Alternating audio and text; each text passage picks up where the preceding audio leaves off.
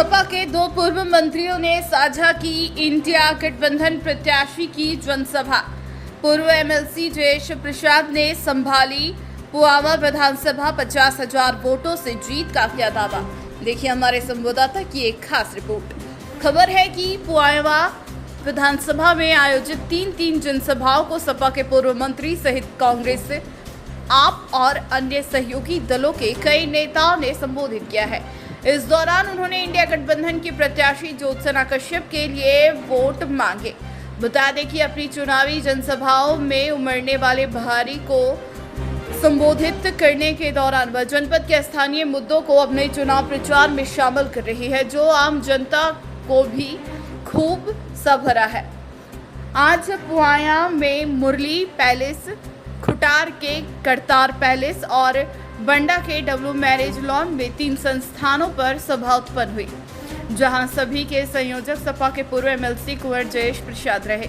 इस मौके पर मुख्य रूप से उपस्थित रहे सपा के स्टार प्रचारक पूर्व मंत्री अभिषेक मिश्रा, सपा के पूर्व मंत्री और जनपद पीलीभीत के लोकसभा प्रत्याशी भगवत शरण गंगवार ने भी सभा को संबोधित किया। परिवार में बहुत बहुत स्वागत। आप सभी लोग इसी तरीके से ये कारवा 13 मई तक इतना बढ़ेगा कि आप लोग देखेंगे कि समाजवादी पार्टी उत्तर प्रदेश के अंदर हाहाकार मचाने जा रही है। और अब हम उन सभी का बहुत बहुत धन्यवाद और अपने साथियों से निवेदन करते हैं जो हमारे साथी बाहर खड़े हैं। आप सभी साथी आकर अपना अपना स्थान ग्रहण कर लें और जिनको सुनने के लिए हम सभी लोग यहाँ पर आज उपस्थित हैं और युवाओं की हिमायत करने वाले लखनऊ से चलकर आए हम सबके नेता, राष्ट्रीय कंधा मिलाकर चलने वाले प्रोफेसर आदरणीय अभिषेक मिश्रा जी भी हमारे बीच उपस्थित हैं। पकड़ो जरा अभिषेक।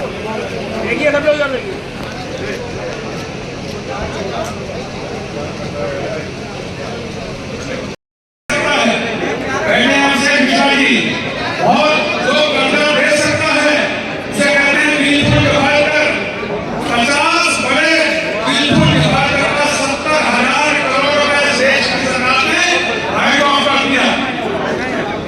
वो कर्जा देने के लिए हम कहना चाहते हैं किसान साथियों, आप क्या कहना चाहते हैं? तो भारत रत्न से ज्यादा बड़ा सम्मान अगर इस देश के किसानों को स्वामीनाथन जी की रिपोर्ट लागू करने में दे देते तो वो भारत रत्न से कई स्वामीनाथन जी कहा था कि किसान को उसकी फसल का लागत का 1.5 गुना मिलना चाहिए। आप लोग ध्यान रखें। कहा था सबको काम देंगे, प्रधानमंत्री जी ने काम मिला कि नहीं मिला? अरे भैया ये साल भरा गैया भराना काम नहीं है। मैं आपको बताना चाहता हूं कि जुमलेबाज सरकार, यहाँ बहुत पुराने लोग बैठे हैं। स्वर्गीय बाबा साहब के जमाने में जो हमारे स्वर्गीय आपके किसान आंदोलन ने इस देश के अंदर जो तानाशाही थी, इस देश के अंदर जो डिक्टेटरशिप थी कि घर से निकलना लोगों का बंद कर दिया, आवाज निकालनी बंद कर दी। अगर किसी ने बोला तो उसका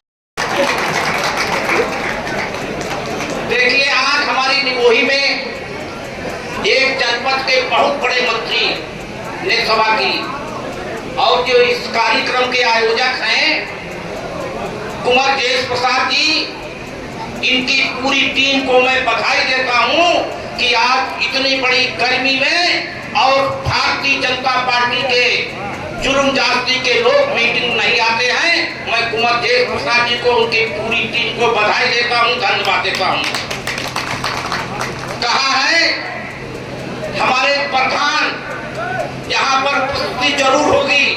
हमारे प्रधानों को धमकाया जा रहा है, कोटेदारों को धमकाया जा रहा है, वहाँ के सेक्रेटरी पीडी जिता के यहाँ से भेजना है ताकि मैं राष्ट्रीय अध्यक्ष से जो मैं धन्यवाद दे के आया हूँ प्रस्ताव इसका आपको मुझे जिस तरीके का जनसैलाब क्योंकि कैंडिडेट आज तो पहले दिन आया और जिस तरीके से विधानसभा के लोगों ने और पार्टी के लोगों ने और माननीय जयंत प्रसाद जी ने और सभी लोगों ने जो मैंने देखा वहां से चले शाहजहांपुर से जगह जगह जिस तरीके से जनसैलाब पड़ा था और यहाँ इतनी गर्मी में सभी जात बिरादरी के लोग यहाँ बैठे हैं और बीजेपी में तो पैसा देने पे भी लोग नहीं आ रहे हैं। आपने देखा होगा घर घर लोगों को अस्सलाम वालेकुम और जो बोले सो निहाल शास्त्री आकाल। आप सभी लोगों का स्वागत है, सम्मानित मंच पे बैठे सभी लोगों का स्वागत है और स्वागत है सबसे ज्यादा जनता जनार्दन का। बहुत सारे लोगों ने आपको बता दिया है कि भाजपा सरकार ने क्या नहीं किया आप लोगों के लिए, क्या उत्पीड़न किया, क्या गलत किया और क्या गलत करती आ रही है आप सब लोगों के साथ। पर मैं आज आपसे बात करना चाहूंगी मुद्दों के बारे में कि क्या आप जब वोट करेंगे तो मुद्दों पे करेंगे या सिर्फ जाति धर्म इस चीज पे करेंगे। और उससे भी पहले मैं बात करना चाहूंगी संविधान के बारे में कि कोई बात नहीं करता संविधान के बारे में, पर समाजवादी पार्टी इस बार संविधान की रक्षा के लिए आप सबसे वोट मांग रही है, वोट की अपील कर रही है। मैं बताना चाहूंगी यहाँ पे बैठे बहुत सारे लोगों को कि संविधान हमें क्या देता है।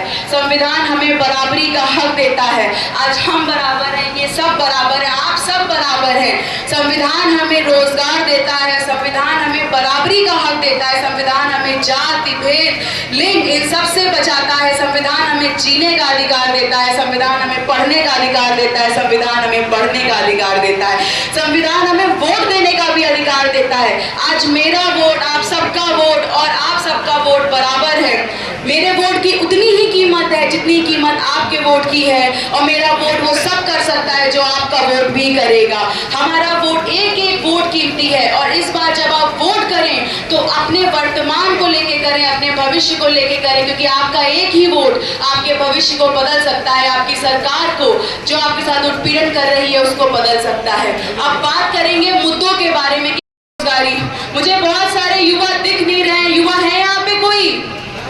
है, थोड़े ही युवा हैं आज किसान वर्ग के लोग ज्यादा दिख रहे हैं हमें लगता है। तो युवाओं के साथ बहुत बुरा हो रहा है इस समय। जो सबसे बड़ी समस्या है इस समय देश की वो है बेरोजगारी। इंटरनेशनल लेबर ऑर्गेनाइजेशन कहता है कि भारत में बहुत ज्यादा बेरोजगारी है। यहाँ पेपर लीक हो जाते हैं, मेरा भी पेपर लीक हुआ था अभी कुछ टाइम पहले। तो बेरोजगारी से अगर आप लोगों को बचना है तो आप सब लोगों को सही सरकार चुननी पड़ेगी। इस समय बेरोजगारी की व्यवस्था इतनी खराब है कि जो बच्चों को नौकरी मिलनी चाहिए थी, पहले हम सोचते थे कि नौकरी मिल जाती थी लोगों को 20 से 25 साल तक, आज 30-30 साल तक के बच्चे बेरोजगार हैं क्योंकि उनके पास रोजगार नहीं है। तो ये हुआ मुझे लगता है सबसे बड़ा मुद्दा। उसके बाद जो दूसरा सबसे बड़ा मुद्दा है वो किसानों का है।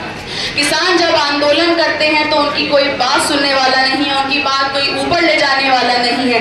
यहाँ जब मैं बाहर दौरे पे गई तो मैंने देखा कि यहाँ किसानों की बहुत बड़ी समस्या है, उनको अपनी खेतों की रखवाली करनी पड़ती है। यहाँ जो आवारा पशु हैं, छुट्टा जानवर है, उनकी बहुत समस्या है। कल जब मैं गई थी जलालाबाद में तो मैंने देखा लोगों ने अपने तार बांध रखे हैं, लोगों ने क्या कहते हैं हट बिछा रखी है ताकि वो अपनी फसल की रक्षा कर सके, अपनी फसल को बचा सके। तो मुझे लगता है ये बहुत बड़ा मुद्दा है जो शाहजहांपुर का सेंट्रिक मुद्दा है, शाहजहांपुर का बहुत इंपॉर्टेंट मुद्दा है यहाँ पे।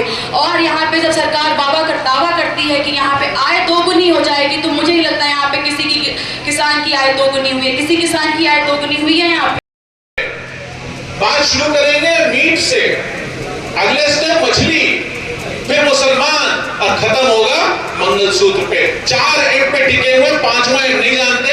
जब पूरा हिंदुस्तान कह रहा है मणिपुर की खबर ले लो 5वां एम, वो भी मणिपुर भी एम से होता है, तो मणिपुर न कभी गए न कभी नाम किए।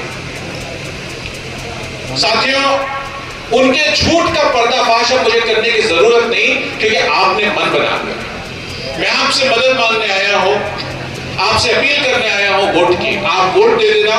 मैं इतना विश्वास दिलाता हूं आपको कि हम समाजवादी लोग हैं, हम इस जज्बे से काम करते हैं जो अभी राजपाल भाई ने कहा कि अगर किसी ने किसी मौके पे सिर्फ हिम्मत बढ़ाने की मदद भी की हो हमारी, जब हम हमारा कमजोर घड़ी रही हो, बगल में खड़ा हो गया हो, पीछे खड़ा हो गया हो, हाथ लगा दिया हो, सहारा दे दिया हो, 2 शब्द अच्छे बोल दिए हो, वोट दे दिया हो, तो उसका जिंदगी भर का एहसान हम उतार नहीं सकते, निभाएंगे जिंदगी भर, ये आपको विश्वास दिलाता हूं। देखिए, पुआया विधानसभा में आज जो कार्यक्रम हुआ आदरणीय ज्योत्सना कश्यप जी के उसमें फेवर में, जिस तरीके से जन सैलाब उमड़ा है, जिस तरीके से बड़े बुजुर्ग आशीर्वाद दे रहे हैं, जिस तरीके से महिलाओं का प्यार मिल रहा है, साथ मिल रहा है, कंधे से कंधे नौजवान मिलाकर के चल रहे हैं, बच्चियां बेटियां साथ में खड़ी हो गई हैं, तो मुझे लगता है बहुत बड़े बदलाव की बयार है, जिसका एहसास हम लोगों को भी यहाँ आकर के हो रहा है। और मैं कह सकता हूँ, मैंने बहुत चुनाव देखे, लेकिन एक ऐसा चुनाव है जहाँ हम लोग पीछे पीछे हैं, प्रत्याशी पीछे पीछे है और जनता आगे आगे चल करके चुनाव लड़ रही है। असली में सच पूछे तो देश की जनता, शाहजहांपुर की जनता, पुआया की जनता चुनाव लड़ी है। ज्योत्सना जी, उसका सादर सम्मान। चारों तरफ भाजपा है, विधायक भी हैं, सांसद भी हैं, मेयर भी हैं, जिला पंचायत भी हैं। ऐसा क्या आपके पास मुद्दा है या ऐसी क्या रणनीति जो इंडिया गठबंधन ने बनाई है जो लग रहा है कि आपका प्रत्याशी टक्कर दे पाएगा और जीत भी सकेगा? देखिए, सबसे पहले तो सड़क की धूल ही बता रही है कि भाजपा का भूल एक बहुत बड़ी भूल।